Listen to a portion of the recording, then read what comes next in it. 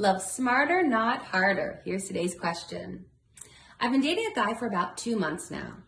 I've always liked the bad boys or someone who I would be the exception for. I know.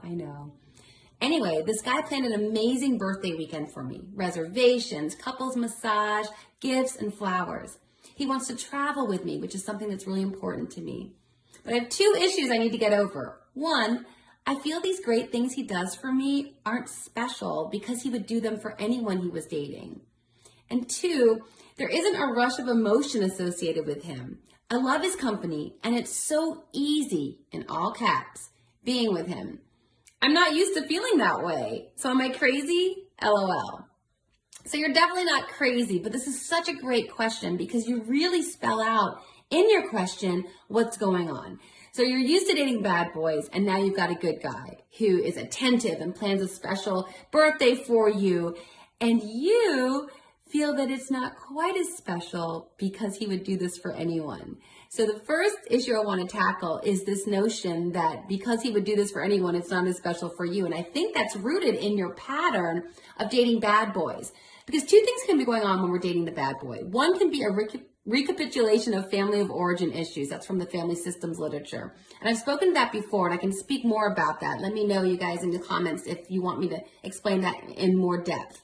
But the other thing that could be going on with this tendency to go for bad boys, and you even said it, to someone who you would be the exception for, is the idea that if I can tame this guy and I can get the unavailable guy to be available to me and the guy who no one else could tame to love me, then it makes me feel extra special, right? Because I must be really extraordinary that I got the guy that no one else could master, and he did in fact become emotionally available for me. So it's this validation that we're looking for. We don't see it that way. We don't realize it, but that's what we're looking for. Like we want to be the exception, as you put it. So I would encourage you to see this, to just flip this all the way around. That instead of going for the guy that you have to tame to make yourself feel special, how about just feel special because you've got a really great quality guy? A great quality guy who is already like that, not someone that you have to tame and manage, not someone that you have to teach how to be a stand-up guy. This guy's already like that.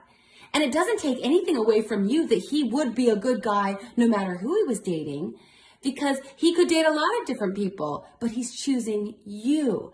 So see that as the validating piece of it. He could date a ton of different women who would love to have the massages and the flowers and the dinners, and he's choosing you. But again, like you said, you're not used to feeling this way because it's new, because your pattern has been to go for the chaste, for the emotionally unavailable. So it's going to feel different, but it sounds to me that that's a really good thing. And the second piece of this question is this rush of emotion you speak of. And for that, I'd encourage you to listen to my podcast, episode 63.